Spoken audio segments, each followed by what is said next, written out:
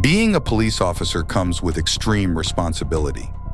We constantly find ourselves in situations that require split-second decision-making.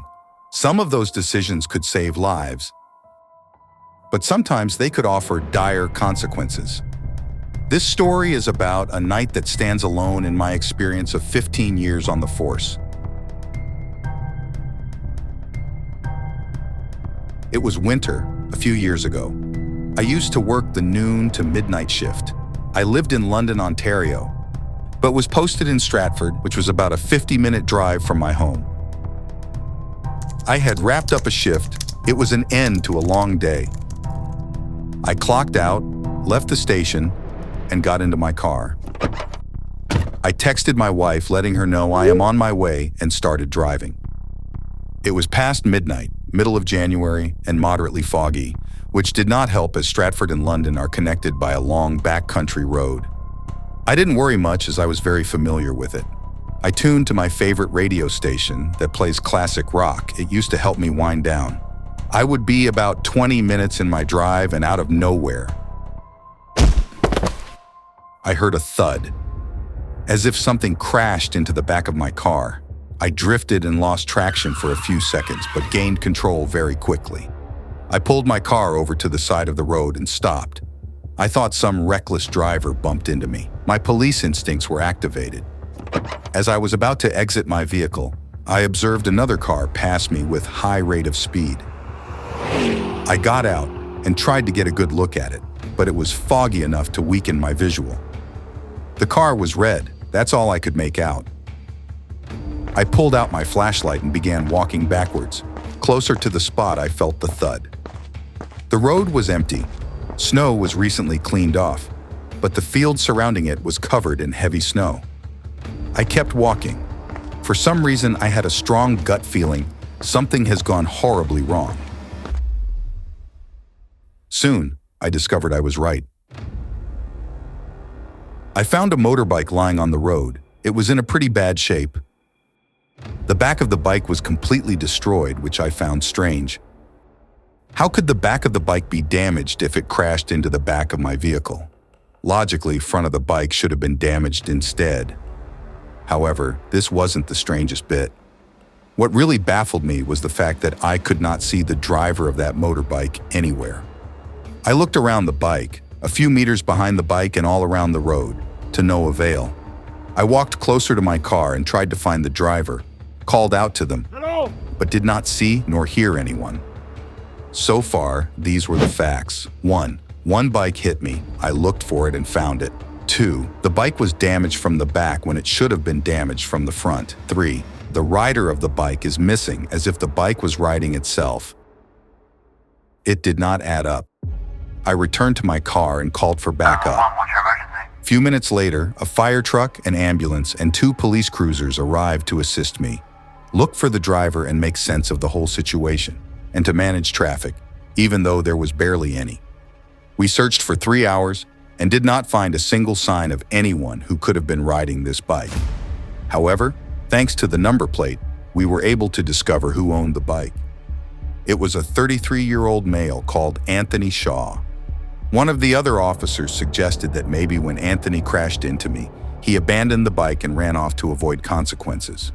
Even if I tried to believe that, I couldn't look past how damaged the bike was.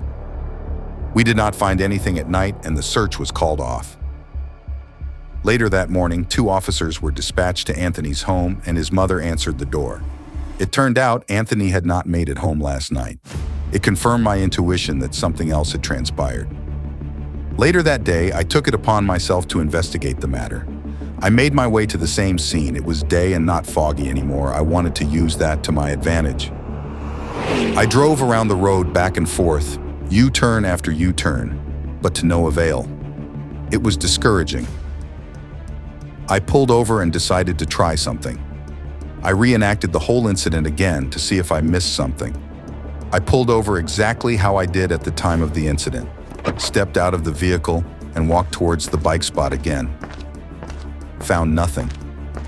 Later, I walked in the opposite direction, passed my car, and kept going, maybe strolled about 30 meters, and stopped. Stood there for a bit. and looked around. Far in the distance, I saw something that didn't add up. It wasn't on the road, it was on the field, on the left side of the road from my perspective. Instinctively, I decided to walk towards whatever I observed. Turned out it was about 100 meters away. It looked like some kind of cloth lying in the snow and waving due to wind. As I got closer and closer to it, my fear was verified. It was none other than a man lying motionless. He was wearing a white jacket, hence it camouflaged in its surroundings. It was Anthony. I called for help and checked his pulse. He was lying here for over 11 hours, and somehow, miraculously, he was alive. Ambulance arrived in few minutes and carefully took him in. On one hand, I was thrilled and thankful that not only I found Anthony, but also managed to save his life. On the other hand, these new facts complicated the case even more so than before. How did a man end up 100 meters away from the road due to a mild fender bender? It did not make sense. 2 days later, I went back to check on Anthony and discovered he had fallen into a coma. As mean as it may sound, I was frustrated. I needed to know. I needed to know everything. I was helpless. The only thing I could do was go back to the scene and investigate with the new facts at hand. I decided to reenact the incident again. I pulled over to the same spot, and before I got out of the car to supposedly walk towards the bike, I remembered something. A car had passed me before I stepped out of my vehicle. The only thing I could recall was its color. Bright red. Right away, I was full of adrenaline. I knew it was that red car that had something to do with it. It still did not make complete sense, but I had to investigate. Obviously, the road had no cameras. All I knew was the time. It was sometime past 12:35 a.m. About 5 kilometers behind that area of incident, there is a gas station that happens to have CCTV cameras. Luckily, one of their cameras monitored the entrance of the gas station and as well as the road. I contacted that gas station and asked them to make me a file of whatever that camera recorded on that night from 12:05 a.m. till 12:35 a.m. Once I received the footage, I got to work. I saw myself drive by around 12:10 a.m. Shortly after that, I saw the same red car pass by. I paused it and managed to grab its plate number. I sent it off to the station to run it and kept watching the footage. Shortly after the red vehicle, I saw Anthony drive through the frame with his left indicator on. The bike was in perfect condition. Now, I had the footage exhibiting that Anthony was perfectly fine and on his bike up till that point. The only things that stood out were the following.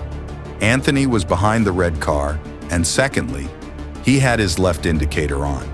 I had to assume it was on because he was trying to overtake the red car. However, my time to assume was over. My colleague transferred me information of the owner of that red car. It was a lady. Her name was Leah Grin. We went to her place and rang the bell. She came to the door and immediately looked terrified. We asked her if she was traveling towards London from Stratford a few nights ago. She tried to deny it at first, but eventually told us what had happened. A few days later, Anthony woke up and doctors told me that Anthony was shocked to know how injured he was. Broken collarbone, broken arm, shattered hand, fractured shoulder, fractured leg. His injuries required 11 surgeries. I spoke to Anthony and matched his statements with Leah's. I put everything together, and this is what actually happened that night. Leah is a lady in her 50s with some vision impairment. She was driving to London from Stratford after visiting her daughter. Behind her was Anthony, who had wrapped up a security shift and was driving home to London as well. The road they were on is a one-lane road. Leah was driving slower than the speed limit, and Anthony wanted to go around her. That is why his left indicator was activated in the CCTV footage from the gas station. Once he went around Leah's vehicle, he returned to his lane a bit too soon and did not provide Leah enough space. It was foggy, and a bike appearing in front of her abruptly confused her. She accidentally pushed gas instead of brake and rear-ended him with a great force. That resulted in Anthony flying off his bike backward and landing on the windshield of Leah's car. Somehow the bike managed to proceed ahead without Anthony. Leah was terrified. Instead of braking, she kept going, and Anthony ended up falling off the windshield towards the road. Unfortunately, his pants got stuck to her car, and he was dragged on the road for a few meters. That's when the bike without its rider crashed into me. I pulled over and noticed the red car pass me by. Anthony was attached to the car at that time. I had no way of seeing that due to how dark it was. Leah claims to not know about this. She thought he simply fell off and that was all to it. At some point, Leah's car let go of Anthony and he ended up on the side of the road. He was still conscious, but in heavy shock. His brain did not register his injuries. Soon after that, he stood up and began to walk into the field. He says he can't remember why he did that. He only recalls being in danger and had an urge to find his bike and get to safety. Due to that state of mind, he kept walking away from the road into the field until he collapsed. I was amazed how much had occurred in those moments. And I still find myself thinking if I wasn't there that night, Anthony would have died. In a way, his bike and his jacket saved his life. If it wasn't for that bike riding solo, I would have never known any of what happened. If it wasn't for his jacket standing out in the snow, no one would have found him in time. Leah was charged and prosecuted for failing to remain at the scene and causing bodily harm.